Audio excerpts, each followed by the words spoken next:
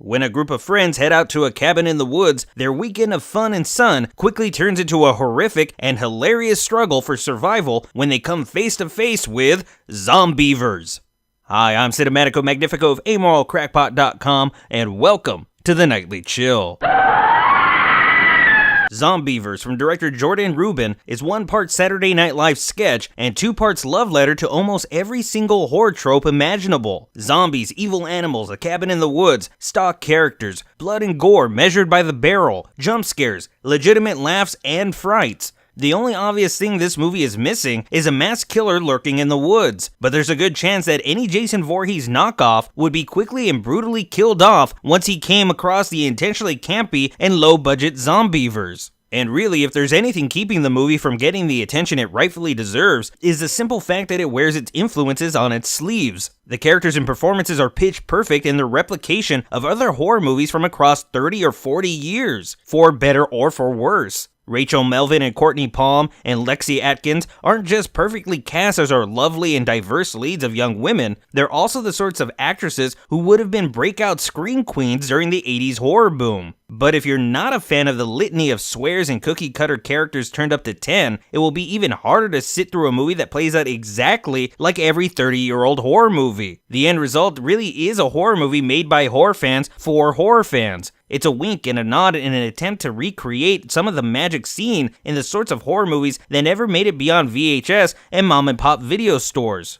And as such, aside from its silly twist in the use of zombified woodland critters, Zombeavers is not just well-worn, but arguably worn out from top to bottom. Now that said, in a time when horror movies are still relying heavily on found footage, receiving PG-13 cuts, and throwaway no-budget, no-effort productions are churned out and flooding bargain bins and on-demand streaming services everywhere, Zombeavers is surprisingly refreshing. As low rent as the movie attempts to present itself, its budget clearly shows. Rubin knows exactly how to bring out the campy performances from his cast without them coming across as hokey or untalented. The dialogue is never clunky or stilted unless it's intended. The humor itself is organic, pulling from audience expectations and the sort of low-budget self-awareness seen in movies like Attack of the Killer Tomatoes and Sam Raimi's Evil Dead films. Zombeavers in almost every way is the antithesis of modern-day horror films coming out of both Hollywood and the independent scene. It's fun, it knows and respects its audience, it balances scares with humor, it never takes itself too seriously,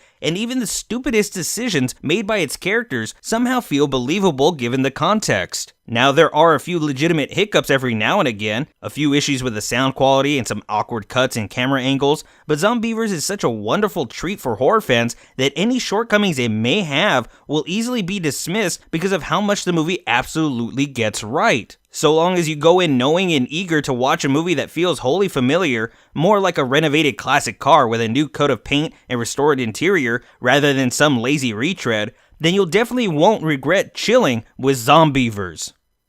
That's gonna do it for us tonight on the Nightly Chill. If you enjoyed this video, be sure to like, subscribe, and follow, and also be sure to leave me any questions, comments, suggestions for future reviews, and maybe even discuss today's movie at greater length.